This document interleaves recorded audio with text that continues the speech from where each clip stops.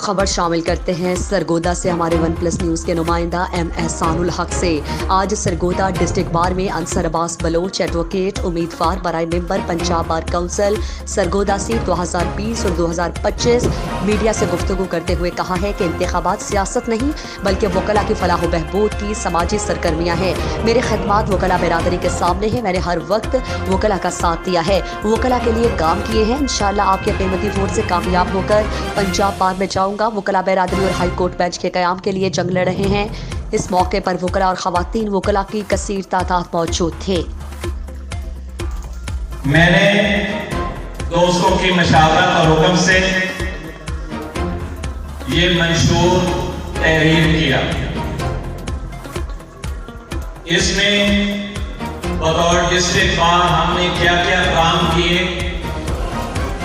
بطور صدر کیا کیا کام کیے، یا مستقبل میں ہم اس بار ایسوسی ایشن کو، وکلاء کمیونٹی کو اور اپنے وطن عزیز پاکستان کو کیسا دیکھنا چاہتے ہیں۔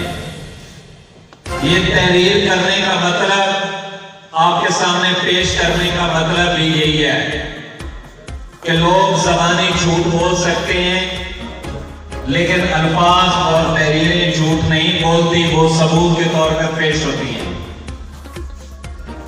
میرا یہ کہنا ہے کہ جس سٹیج پر اس وقت یہ پینل بیٹھا ہے،